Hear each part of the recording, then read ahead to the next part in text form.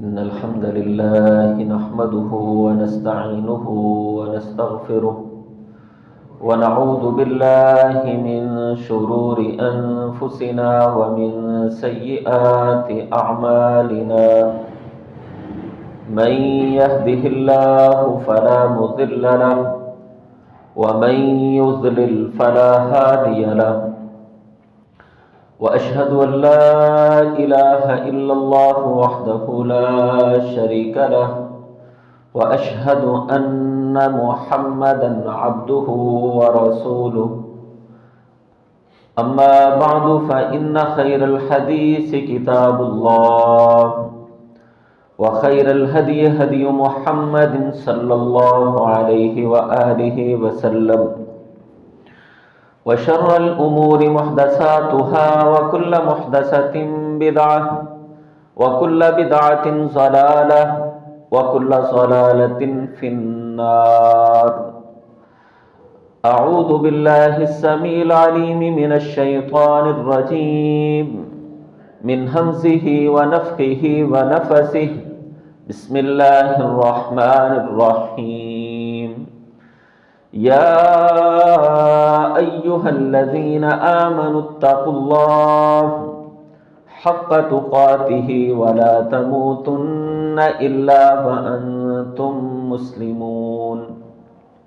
يا أيها الناس اتقوا ربكم الذي خلقكم من نفس واحدة وخلق منها زوجها وبث منهما رجالا كثيرا ونساء واتقوا الله الذي تساءلون به والأرحام إن الله كان عليكم رقيبا. يا أيها الذين آمنوا اتقوا الله وقولوا قولا سديدا يصلح لكم أعمالكم ويغفر لكم ذنوبكم ومن يطع الله ورسوله فقد فاز فوزا عظيما.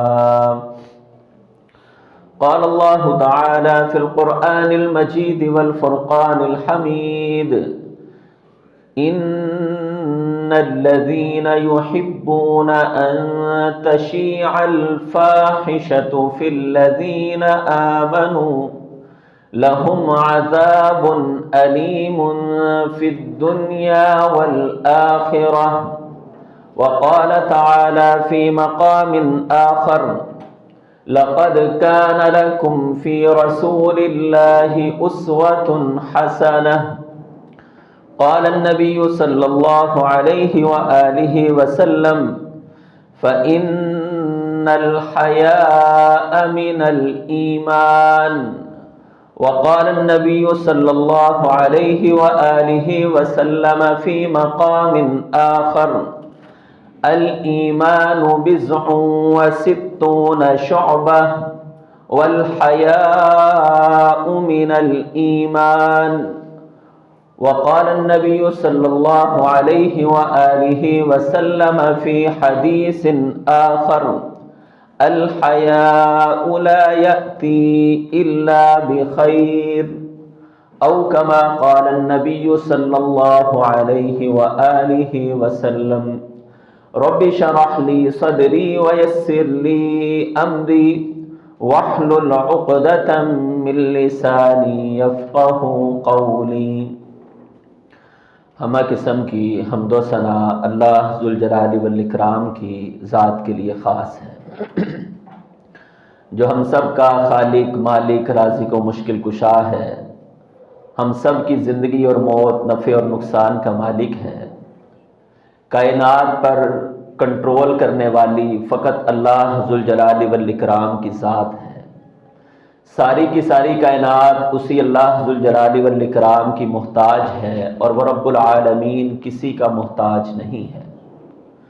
درود و سلام نبیوں کے امام، سید الاولین والآخرین، امام الانبیاء والمرسلین، رہبر و رہنما، مقتدا و پیشوا حضرت محمد مصطفیٰ صلی اللہ علیہ وآلہ وسلم کی ذات گرامی پر۔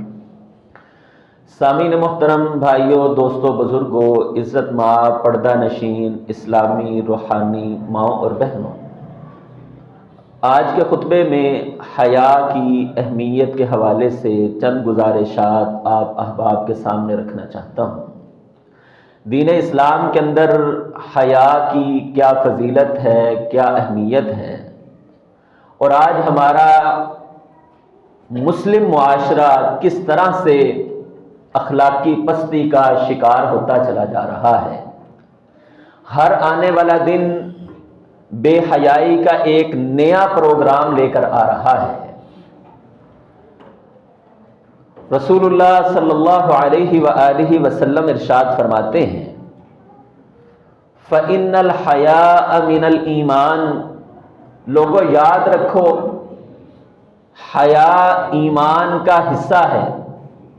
جو آدمی اپنے آپ کو ایمان والا کہتا ہے اس وقت تک ایمان والا نہیں ہو سکتا ہے جب تک اس کے اندر حیا موجود نہیں ہے۔ دوسری روایت کے اندر جو صحیح بخاری اور مسلم کے اندر موجود ہے، نبی مہربان ارشاد فرماتے ہیں، الایمان بضع و ستون شعبہ، ایمان کے 70 سے زیادہ شعبے ہیں۔ والحیاء من الایمان، حیا کے شعبوں میں سے ایک مکمل شعبہ اللہ ذوالجلال والاکرام نے ایمان کو بنایا ہے۔ اور ایک اور روایت کے اندر جو صحیح بخاری اور مسلم کے اندر روایت موجود ہے، نبی رحمت علیہ الصلاۃ والسلام فرماتے ہیں، الحیاء لا یأتی الا بخیر، جس انسان کے اندر حیا ہوا کرتی ہے، شرم ہوا کرتی ہے، عفت اور پاک دامنی ہوا کرتی ہے، فرمایا اللہ ذوالجلال والاکرام اس بندے کو بہت سی بھلائیاں عطا فرما دیا کرتے ہیں۔ اور رسول اللہ صلی اللہ علیہ وآلہ وسلم نے ارشاد فرمایا، جو آدمی اپنے آپ کو پاک دامن بنانے کی کوششیں کرتا ہے، برائی سے بچتا ہے، بے حیائی کے پروگراموں سے اپنے آپ کو علیحدہ رکھنے کی کوشش کرتا ہے، فرمایا 3 قسم کے انسان ایسے ہیں جن کی مدد اللہ ذوالجلال والاکرام لازمی کیا کرتے ہیں۔ فرمایا ایک وہ انسان، المکاتب الذی یرید الاداء، وہ آدمی جو کسی سے قرض لے، پھر یہ نیت رکھے کہ میں نے اس کا قرض ادا کرنا ہے۔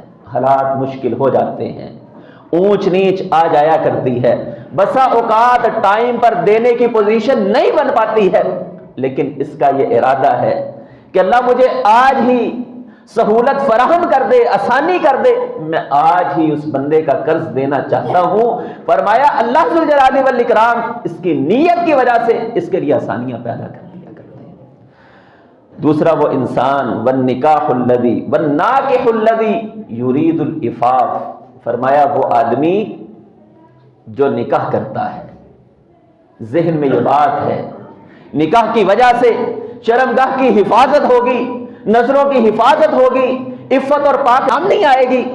فرمایا اس نیت کے ساتھ نکاح کرنے والا خالق کائنات اس بندے کی عزت کی حفاظت کر دیا۔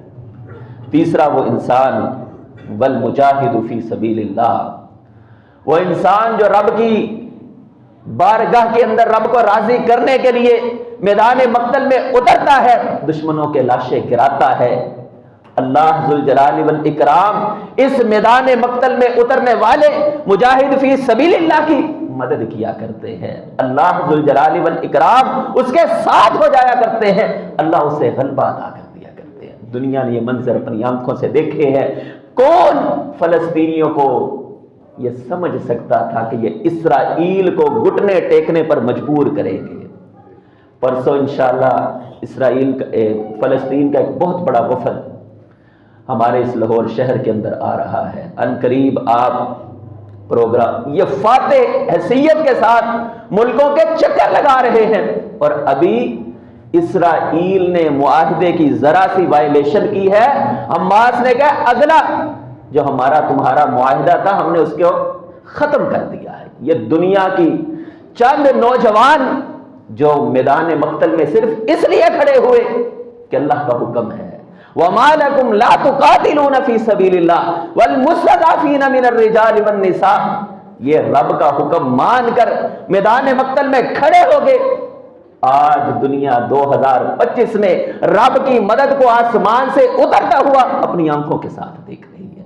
فرمائے یہ تیسرا آدمی جو اللہ کے رضا کے لیے یہ کام کرتا ہے، اللہ اس کی مدد ضرور کیا کرتے ہیں۔ اسی طریقے سے رسول اللہ صلی اللہ علیہ وآلہ وسلم نے ارشاد فرمایا جو آدمی پاک دامنی اختیار کرتا ہے، عزت کی حفاظت کرتا ہے، کل قیامت کا دن ہوگا، اللہ کے عرش کے علاوہ کوئی سایہ نہیں ہوگا۔ سبعۃ یظلھم اللہ فی ظلہ یوم لا ظل الا ظلہ، کل قیامت کا دن ہوگا، سورج بالکل 1 میل کے فاصلے پر ہے۔ آج لاکھوں میل کے فاصلے پر حدت اور شدت کا اندازہ آپ کر سکتے ہیں۔ ابھی گرمیاں شروع ہونے والی ہیں، کتنی شدت لاکھوں میل دور ہونے کے باوجود، لیکن جب یہ 1 میل کے فاصلے پر آ جائے گا، ہمارے ہاں ایک روایت وہ چلتی ہے 1.25 نیزے، رسول اللہ صلی اللہ علیہ وسلم سے ثابت نہیں ہے، اور نیزہ اگر 1.25 نیزہ، فرمایا 60 ہاتھ تو اس روز انسان کا قد ہوگا آدم علیہ السلام، اب 1.25 نیزہ یعنی سورج نیچے اور بندہ اوپر، یعنی یہ حدیث بالکل ایک من گھڑت موضوع حدیث ہے، پیارے پیغمبر علیہ السلام سے ثابت نہیں ہے۔ 1 میل یہ روایت نبی مہربان سے ثابت ہے، فرمایا 1 میل کے فاصلے پر آ جائے گا اور ہر چیز تپش کی شدت کے ساتھ بے چین ہو جائے گی۔ ایسے عالم کے اندر 7 قسم کے لوگ اللہ کے عرش کے سائے میں کھڑے ہوں گے، ان کے اندر ایک وہ آدمی وَرَجُلٌ طَلَبَتْهُ امْرَأَةٌ ذَاتَ مَنْصَبٍ وَجَمَالٍ فَقَالَ إِنِّي أَخَافُ اللَّهَ، ایک عورت حسب بھی ہے، نسب بھی ہے، جاہو جلال بھی ہے، خوبصورت جوانی بھی ہے، خود برائی کی دعوت دے رہی ہے۔ بھائیو ایسے نوجوان بھی دنیا کے اندر آئے جنہوں نے عورتوں کے ان جالوں کی پرواہ نہیں کی ہے، ان چالوں کی پرواہ نہیں کی ہے۔ وَرَجُلٌ دَعَتْهُ امْرَأَةٌ، وہ بندہ جسے ایک حسین و جمیل عورت پکارے، برائی کی دعوت دے، اسباب موجود ہوں، اس لیے ٹھکرا دے کہ اللہ دیکھ رہے ہیں۔ فقال انی اخاف اللہ، آگے سے اس نوجوان کا جواب کیا ہے؟ کوئی دیکھ رہا ہے؟ نہیں دیکھ رہا ہے، میرا رب تو دیکھ رہا ہے۔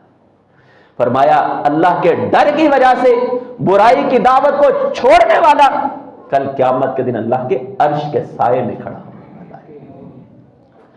حضرات گرامی، نبی مہربان جناب محمد رسول اللہ صلی اللہ علیہ وآلہ وسلم فرماتے ہیں کچھ چیزیں ایسی ہیں جو تمام انبیاء کی دعوت کے اندر شامل رہی، جیسے توحید کی دعوت ہے، اللہ کی وحدانیت کی دعوت ہے، آخرت کی فکر ہے، نیک اعمال ہے، اسی طریقے سے نماز ہے، ہر امت کے اندر موجود رہی۔ اسی طرح سے فرمایا کہ حیا کا معاملہ بھی ہے، ان مما ادرک الناس من کلام النبوہ اذا لم تستحی فاصنع ما شئت، فرمایا سارے انبیاء کی دعوت میں ایک بات، ایک دعوت کامن رہی، اتفاقی رہی، اور وہ کیا ہے؟ جب تمہارے اندر حیا نہ رہے پھر جو چاہے کرتے رہو۔ تمام انبیاء کی دعوت حیا پر کھڑی ہے۔ آج افسوس کہ امت کے اندر ایسے پروگرامز، ایسے ٹاک شوز، ایسے سکالرز، ایسے لوگ ٹی ویوں پر بٹھا دیے گئے جو ہماری گھریلو زندگی کی دھجیاں بکھیر رہے ہیں، ماں اور بہن کا تقدس پامال کر رہے ہیں، عورت کو ایک شو پیس کے طور پر پیش کیا جا رہا ہے۔ ایک چوک کے اندر ایک عورت کی تصویر نہیں ہے، بلکہ یوں سمجھیے ایک باپ کی بیٹی ایک چوک میں لٹکی ہوئی نظر آ رہی ہے۔ حضرات گرامی، جو چوکوں میں تصویریں ہیں وہ کسی کی بیٹی ہے، کسی کی بہن ہے، کسی کی بہو ہے۔ وہ بے غیرت باپ جو چند ٹکوں کی خاطر اپنی بیٹی کو اشتہار پر لگوا رہا ہے۔ آج ہماری غیرتیں جاگ پڑتی ہیں، کوئی ہماری ماں کی طرف دیکھے، بہن کی طرف دیکھے، لیکن چند ٹکے آ رہے ہوں پھر ہماری غیرتیں نہیں جاگا کرتی ہیں، پھر ہم کہتے ہیں ہماری بیٹی ایک سیلیبریٹی ہے، ایک نام ہے، پاکستان کی ایک فنکارہ ہے، ایک اداکارہ ہے، صرف چند ٹکے پیچھے سے لگ جائیں پھر باپ بھی پرواہ نہیں کرتا ہے۔ یہ ناچنے والی ایک مسلمان کی بیٹی ہے، ایک بھائی کی بہن ہے، ایک سسر کی بہو ہے۔ بغیرت ہے وہ لوگ جن کی زندگیوں کے اندر، جن کی آنکھوں کے سامنے ان کی جوان بچیاں برہنہ حالت میں ناچے، غیرت نہ جاگے۔ پھر ایسے پروگرامز، پھر ایسا سوشل میڈیا کا ایک جال جس نے ہمیں اپنے اندر جکڑ لیا ہے۔ سوچنے کی ضرورت ہے۔ حضرات گرامی، حیا کرنا انبیاء کرام علیہم السلام کی سنت ہے۔ صحیح بخاری کے اندر روایت موجود ہے، موسیٰ علیہ السلام اتنا حیا کیا کرتے، کہا جاتا ہے کہ ان کے جسم کا کوئی حصہ کسی نے دیکھا نہیں ہوا تھا۔ حالانکہ ایک مرد کا جسم، سارے کا سارا جسم ستر کے اندر شامل نہیں ہے۔ عورت کو عورت اس لیے کہا جاتا ہے چھپی ہوئی چیز ہے، عورت پوری کی پوری ستر ہوا کرتی ہے، ڈھانپنے کی چیز ہے۔ مرد ستر کے اندر شامل ہے، مرد کے اعضائے مخصوصہ وہ ستر میں شامل ہیں۔ باقی اگر کسی کو بازو نظر آ جائے، کسی کو سینہ نظر آ جائے، کسی کو ٹانگ نظر آ جائے، یہ بے حیائی ستر کے اندر شامل نہیں ہے۔ لیکن حضرات گرامی، رب سے ڈرنے کا عالم، حیا کا یہ عالم ہے۔ موسیٰ علیہ السلام، آج ہمارے مولوی طبقہ بھی نا نکرے پہن لیتے ہیں، اور پھر ہمیں تو دلائل بھی بڑے آتے ہیں نا، اچھا اس میں کون سی، اچھا ثابت کرو پھر یہ سطر میں ہے کہ نہیں ہے۔ اور بھائیو، نکر پہن لوں، میں شرٹ پہن لوں، ہاف بازو پہن لوں، لیکن میری یہ شخصیت سے میچ نہیں کرتی ہے۔ بس موسیٰ علیہ السلام جسم کا کوئی حصہ کسی مرد نے بھی نہیں دیکھا، حالانکہ ان کو یہ معلوم نہیں ہے کہ وہ موسیٰ علیہ، بھئی بازو تو سطر میں شامل نہیں ہے، یہ کندھے کو دکھانا کوئی عیب نہیں ہے، سینہ چھاتی دکھانا کوئی عیب نہیں ہے۔ ایک نبی کی یہ شان ہے کہ جسم کی حفاظت کر رہا۔ جتنا انسان قیمتی ہوتا ہے اپنے سٹیٹس کے مطابق کام کیا کرتا ہے۔ آج کا مولوی طبقہ، آج کے مذہبی رہنما، اسلامک سکالر، ممبروں پر خطبے دینے والے ایک بے داغ چادر ہونے چاہیے۔ لوگ ہمارے کردار کو دیکھ کر کردار بنانے کی کوشش کریں، نہ کہ ایسا ہو کہ ہم آہستہ آہستہ اس جال کا شکار ہوتے جائیں اور ہم یہ کہتے رہیں کہ دین اتنا بھی سخت نہیں ہے، اتنا بھی سخت نہیں ہے۔ پھر بچے گا کیا؟ بس صرف لا الہ الا اللہ محمد رسول اللہ کا فرق، اس سے علاوہ اور کچھ بھی بچنے والا نہیں ہے۔ حضرت موسیٰ علیہ السلام کتنی حیا کرنے والے، اپنے علاقے سے چلے اور مدین کے علاقے میں آگے۔ مدین کے علاقے میں جب یہ آئے، پیچھے ایک لمبا واقعہ ہے، سورۃ القصص 20ویں سپارے میں موجود ہے کہ موسیٰ علیہ السلام ایک جگہ سے گزر رہے ہیں، دو آدمی لڑ رہے ہیں، ایک ان کی قوم کا، ایک مخالف قوم کا۔ ان کی قوم کے آدمی نے انہیں بلایا، فَوَقَذَهُ مُوسَىٰ فَقَضَىٰ عَلَيْهِ، ایک تھپڑ لگایا، یہ ایک مکہ لگایا، اس کا کام تمام کر دیا۔ اب بھاگے اور مدین کے علاقے میں پہنچے۔ جب وہاں پہنچے دیکھا کہ دو بچیاں ایک جانب کھڑی ہیں، ایک سائیڈ پر کھڑی ہیں، اور باقی مرد اپنے جانوروں کو پانی پلا رہے ہیں۔ پوچھا کہ تم پانی کیوں نہیں پلا رہی؟ کہنے لگی کہ پہلے یہ مرد پلا لیں پھر ہم پانی پلائیں گے۔ موسیٰ علیہ السلام آگے بڑھے اور ان سے جانوروں کو پکڑا اور پانی پلا دیا۔ اب یہ پانی پلوا کر اپنے جانوروں کو جب گھر گئیں اور جا کر ساری بات اپنے والد کو بتائی ہے۔ کہا جاتا ہے کہ یہ جس باپ کی بیٹیاں تھیں ان کا نام حضرت شعیب علیہ السلام ہے، حضرت شعیب کی بیٹیاں تھیں۔ ابھی یہ اور باپ خود کیوں نہیں آیا، بیٹیوں کو کیوں بھیجا؟ بیماری کی شدت ہے، خود نہیں آ سکتے ہیں۔ مجبوری کی حالت میں عورت باہر آ جائے شرم و حیا کے ساتھ، اسلام منع نہیں کرتا ہے۔ لیکن ہمارے ہاں جاب کیوں کرنی، بس دل چاہتا ہے، گھر نہیں بیٹھا جاتا ہے، ٹائم نہیں پاس ہوتا ہے، انٹرٹینمنٹ کیسے؟ بھائیو، یہ میری اور آپ کی ماں اور بہنوں کے جملے، گھر میں ٹائم پاس نہیں ہوتا ہے۔ بہت ساری بچیاں یہ جواب دیں بس میں جاب شوق سے کرتی ہوں، کوئی ضرورت نہیں ہے۔ یہ نبی کی بیٹیاں باہر کیوں آئی ہیں؟ باپ گھر کے اندر معذور ہے، مجبور ہے، بیمار ہے۔ اب گھر جا کر بیٹی نے بتایا ابا جان اس طرح ایک نوجوان نے ہمارے جانوروں کو پانی پلایا ہے۔ باپ نے کہا اسے بلا کر لاؤ۔ فجاءته احداهما تمشي على استحياء۔ کبھی یہ واقعہ سورہ قصص سے کھول کر دیکھیں اور پڑھیں اسے۔ اللہ ذوالجلال والاکرام نے اس بچی کی شان یہ بیان کی ہے، فجاءته احداهما، ان دونوں بچیوں میں سے ایک آئی، تمشی علی استحیاء، ایسے چل رہی تھی جیسے حیا کی سواری پر سوار ہو کر، بڑی حیاوت۔ اللہ نے اس کے حیا کا تذکرہ کیا ہے اور آ کر اس نے سیدھی بات کہی، اس نے کہا ان ابی یدعوک لیجزیک۔ یہ بھی نہیں گھر جاتے ہیں پھر جا کر بات، اس نے آتے ساتھ کہا بلانے کا سبب کیا ہے؟ باپ تمہیں تمہارے کام کی اجرت دینا چاہتا ہے۔ اب موسیٰ علیہ السلام اللہ کے نبی ہیں بھائیو، آج بڑے بڑے لوگوں نے دین کے نام پر، مذہب کے نام پر، آستانوں کے نام پر، عرسوں کے نام پر، مزاروں کے نام پر لوگوں کی ماؤں اور بہنوں کو اکٹھا بلا کر ایسی مجلسیں کی۔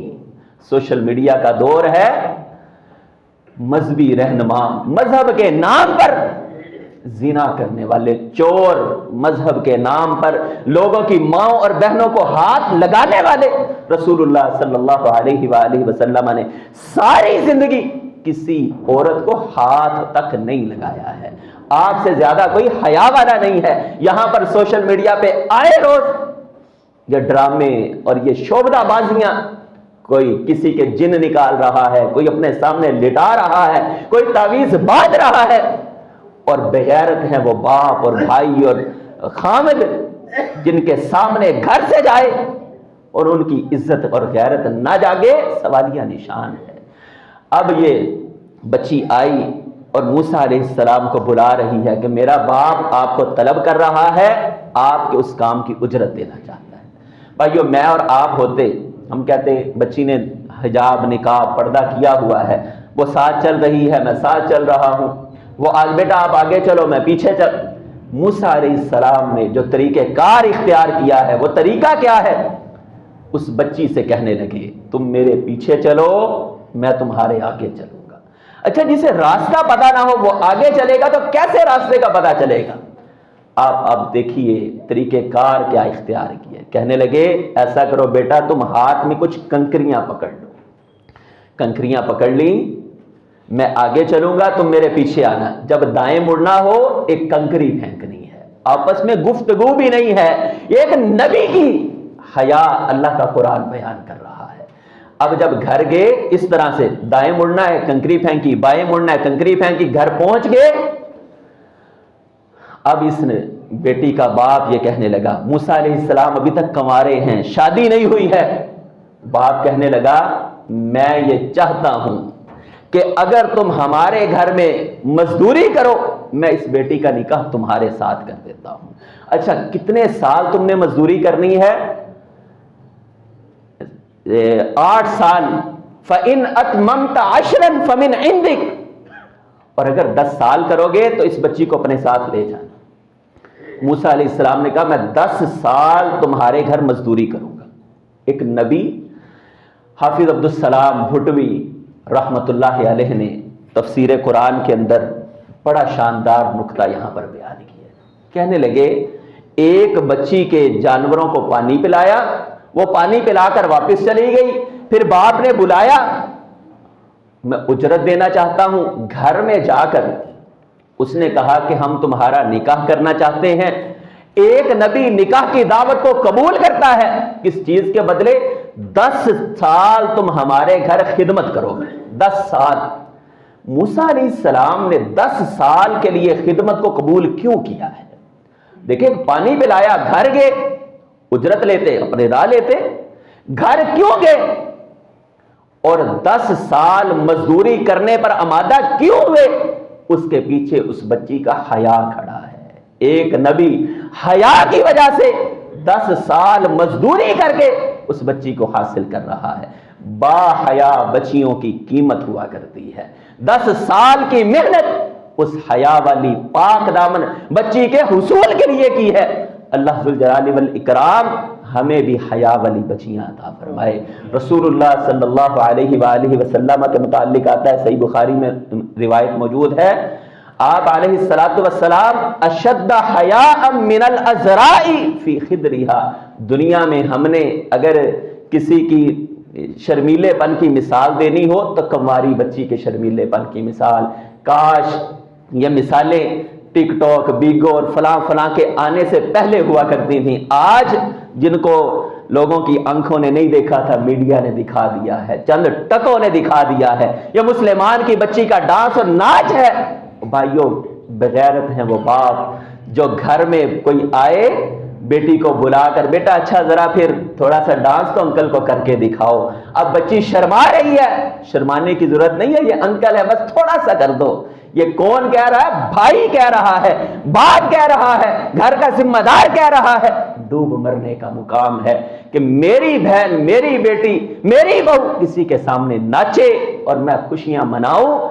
اللہ کے رسول صلی اللہ علیہ وآلہ وسلم کا حیا کیا ہے؟ فرمایا اتنی شرمیلی کنواری بچی نہیں ہوا کرتی تھی جتنا کائنات کے امام محمد رسول اللہ صلی اللہ علیہ وآلہ وسلم تھے۔ یہ اللہ کے حبیب کا حیا ہے۔